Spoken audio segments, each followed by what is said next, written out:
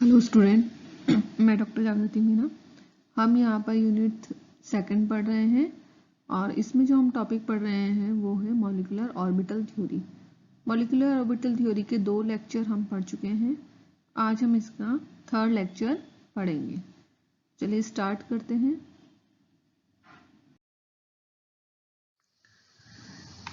Molecular orbital theory में हम इस लेक्चर में सबसे पहले पढ़ेंगे bonding in some homonuclear diatomic species, कुछ द्विपरमाणुक स्पीसीज में बंधन। तो इसको हम कुछ एग्जाम्पल्स के साथ में समझेंगे। सबसे पहले हम हाइड्रोजन अणु को देखते हैं। ठीक है, हाइड्रोजन अणु का एग्जाम्पल हम लेते हैं। तो जो हाइड्रोजन अणु है उसका निर्माण 2 हाइड्रोजन परमाणुओं के संयोग से होता है। इस चीज को हम सब जानते हैं। प्रत्येक हाइड्रोजन परमाणु में 1s ऑर्बिटल होता है और इस 1s ऑर्बिटल में एक इलेक्ट्रॉन होता है। हाइड्रोजन अणु के दोनों इलेक्ट्रॉन 1s बंधीय आणविक कक्षक में उपस्थित रहते हैं। अतः H2 अणु का इलेक्ट्रॉनिक कॉन्फ़िगरेशन सिग्मा 1s2 है और H2 अणु का आणविक कक्षक आरेख जो है वो इस डायग्राम में दिखाया गया है। यहाँ पे देखिए हाइड्रोजन परमाणु है उसका s ऑर्बिटल है और ये दूसरे हाइड्रोजन परमाणु का 1s ऑर्बिटल है और ये दोनों 1s ऑर्बिटल जो है वो ओवरलैप होकर के मॉलिक्यूलर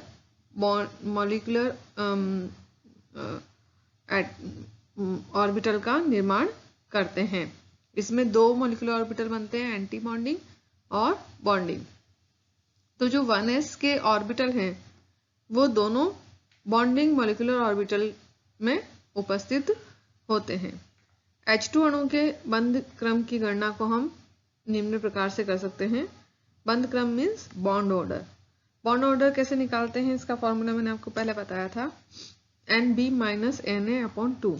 Nb जो है वो बॉन्डिंग ऑर्बिटल में इलेक्ट्रॉन की संख्या है और Na जो है वो एंटी बॉन्डिंग ऑर्बिटल में इलेक्ट्रॉन की संख्या।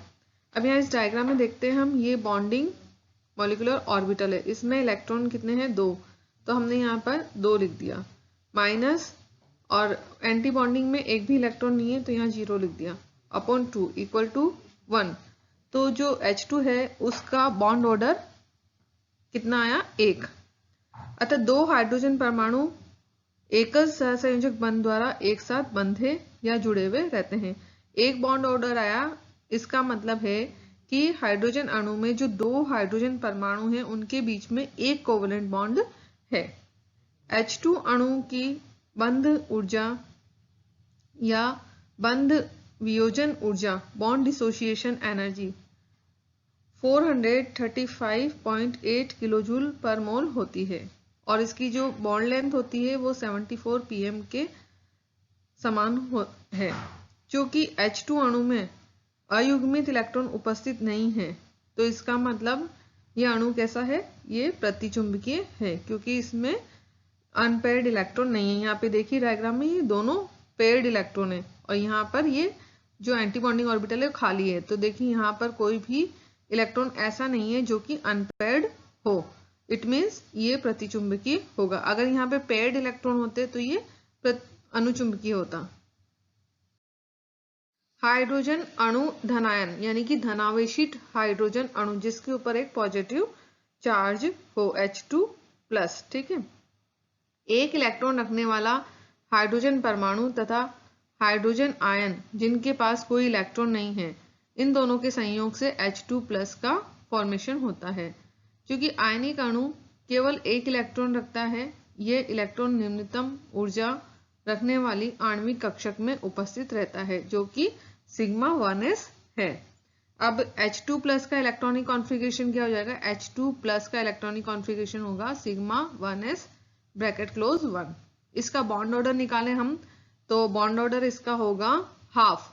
क्यों, क्योंकि यहाँ डायग्राम में देखिए ये 1s ऑर्बिटल है एक हाइड्रोजन का, ये दूसरे हाइड्रोजन का 1s ऑर्बिटल है, लेकिन यहाँ पे देखिए ये हाइड्रोजन आयन है H+ है। इट मीन्स इसमें से एक इलेक्ट्रॉन रिमूव हुआ तब ये H+ बना। तो इसमें कोई भी इलेक्ट्रॉन प्रेजेंट नहीं है, तो यहाँ टोटल 1 इलेक्ट्रॉन हो गया।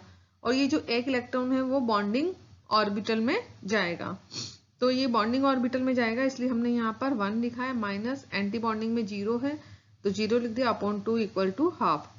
H2 प्लस आयन में अयुग्मित इलेक्ट्रॉन उपस्थित है।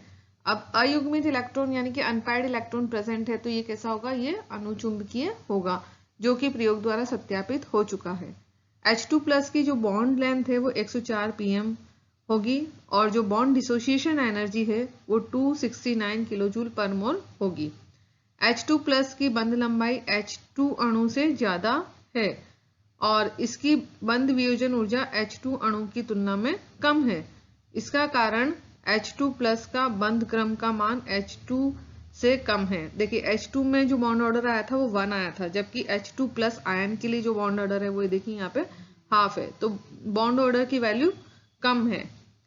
अब हम देखें H2 माइनस यानी कि हाइड्रोजन का ऋणायन, ठीक है, एनायन। H2 माइनस का फॉर्मेशन 1 इलेक्ट्रॉन रखने वाला हाइड्रोजन परमाणु तथा 2 इलेक्ट्रॉन रखने वाले हाइड्रोजन ऋणायन के संयोग से होता है। अब यहाँ पर H प्लस था तो 1 इलेक्ट्रॉन रिमूव हो गया था, अब यहाँ पे H माइनस है तो 1 इलेक्ट्रॉन क्या होगा, जुड़ जाएगा।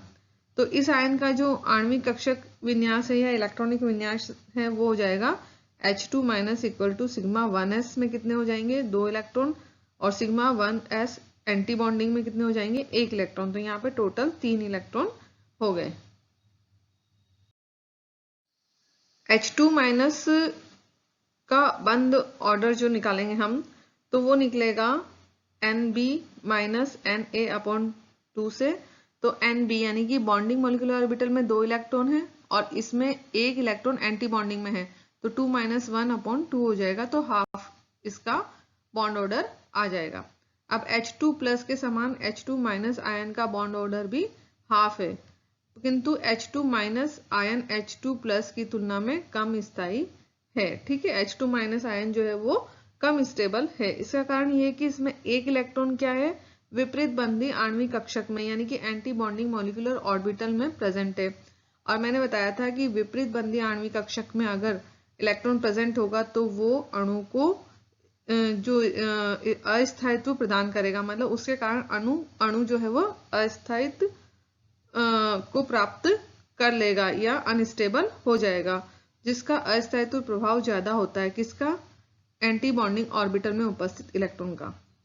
इसमें एक अयुग्मित इलेक्ट्रॉन उपस्थित है जिससे इसमें चुंबकीय गुण है, तो स्थायित्व तो क्या होगा इसका, अगर हम देखें H2 प्लस और H2 माइनस का, तो सबसे ज्यादा स्टेबल H2 होगा, ठीक है। उसके बाद में H2 प्लस होगा, वो थोड़ा कम स्टेबल होगा, और सबसे कम स्टेबल H2 माइनस होगा। और H2 माइनस सबसे कम स्टेबल क्यों होगा, क्योंकि इसकी जो एंटी बॉन्डिंग मॉलिक्यूलर ऑर्बिटल है उसमें 1 इलेक्ट्रॉन प्रेजेंट है, जो कि मॉलिक्यूल को अस्थायित्व प्रदान करता है। अब हम हीलियम अणु को देखते हैं, He2 मॉलिक्यूल, ठीक है। अब He परमाणु का इलेक्ट्रॉनिक कॉन्फ़िगरेशन जो होता है 1s2 होता है, और प्रत्येक He परमाणु 2 इलेक्ट्रॉन रखता है, इसलिए He2 अणु में 4 इलेक्ट्रॉन होंगे, ठीक है। दोनों के 2-2 इलेक्ट्रॉन मिलाकर के टोटल 4 इलेक्ट्रॉन हो गए। ये इलेक्ट्रॉन सिग्मा 1s व सिग्मा एंटी बॉन्डिंग 1s आणविक कक्षक में भरे जाएंगे, जैसा कि इस डायग्राम में आप देख सकते हैं। ये 1s ऑर्बिटल है एक हीलियम परमाणु का, ये दूसरे परमाणु का 1s ऑर्बिटल है, इसमें 2 इलेक्ट्रॉन है और इसमें भी 2 इलेक्ट्रॉन है, टोटल 4 इलेक्ट्रॉन हो गए। अब यहाँ पर 2 जो हमारे पास में मॉलिक्यूलर ऑर्बिटल बनते हैं, एक बॉन्डिंग दूसरा एंटी बॉन्डिंग, तो 2 इलेक्ट्रॉन तो बॉन्डिंग में चले जाएंगे और 2 एंटी बॉन्डिंग में चले जाएंगे। तो He2 अणु का electronic configuration sigma 1s bracket close 2 sigma 1s star bracket close 2 होना चाहिए। He2 का बॉन्ड ऑर्डर क्या होगा, बॉन्ड ऑर्डर होगा 2 - 2 अपॉन 2 इक्वल टू 0। यहाँ पर बॉन्ड ऑर्डर 0 है, इसका मतलब ये अणु अस्थायी है।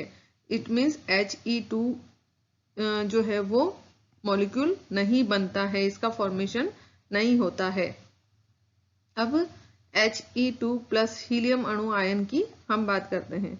तो He2 प्लस का निर्माण He परमाणु व He प्लस आयन के कॉम्बिनेशन से होता है। He2+ अणु में 3 इलेक्ट्रॉन आणविक ऑर्बिटल में भरे जाते हैं, जिसमें से दो तो बॉन्डिंग में भरे जाएंगे और एक एंटी बॉन्डिंग में भरा जाएगा। तो यहाँ पर जो He2+ आयन है उसका बॉन्ड ऑर्डर क्या हो जाएगा, 2 - 1/2 = ½ और इस बंध क्रम का मान धनात्मक है, पॉजिटिव है, अतः यह आयन बनता है और इसकी जो बॉन्ड डिसोसिएशन एनर्जी है वो 244 kJ/mol होती है। क्योंकि इसमें एक अयुग्मित इलेक्ट्रॉन उपस्थित है, इट मीन्स ये अनुचुंबकीय होगा। अब हम बात करते हैं लिथियम अणु की, ठीक है, Li2। ये लिथियम परमाणु का इलेक्ट्रॉनिक कॉन्फ़िगरेशन अगर हम देखें तो 1s2 2s1 होता है। लिथियम अणु का electronic configuration sigma 1s (2 sigma 1s (2 sigma 2s2) होगा। इसको हम इस तरह से भी लिख सकते हैं k सिग्मा 2s2।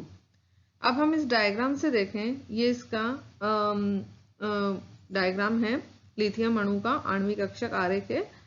तो इसमें हम देख रहे हैं कि ये एक परमाणु है, इसका 1s ऑर्बिटल ये है, ये दूसरा लिथियम परमाणु जिसका 1s ऑर्बिटल ये है। इसमें भी 2 इलेक्ट्रॉन हैं और इसमें भी 2 इलेक्ट्रॉन हैं। तो ये जो 4 इलेक्ट्रॉन हैं उनमें से 2 तो बॉन्डिंग ऑर्बिटल में चले जाएंगे और 2 एंटी बॉन्डिंग मॉलिक्यूलर ऑर्बिटल में चले जाएंगे। अब हम ऊपर चलते हैं 2s की तरफ। तो इसमें जो लिथियम परमाणु है इसमें 2s ऑर्बिटल में एक इलेक्ट्रॉन है, यहाँ भी एक इलेक्ट्रॉन है, यहाँ भी एक इलेक्ट्रॉन है, टोटल 2 इलेक्ट्रॉन हो गए। तो 2s ऑर्बिटल के दोनों इलेक्ट्रॉन क्या होंगे, वो 2s बॉन्डिंग ऑर्बिटल के अंदर जाएंगे और एंटी बॉन्डिंग ऑर्बिटल जो है वो वैकेंट रहेगा। तो यहाँ पर देखिए बॉन्डिंग ऑर्बिटल में टोटल कितने इलेक्ट्रॉन हो गए, 2 और 2 4, तो इसलिए हमने यहाँ पे 4 लिखा। और एंटी बॉन्डिंग में यहाँ पर 2 और यहाँ 0, इट मीन्स 2, तो 4 - 2/2 = 1 हो गया।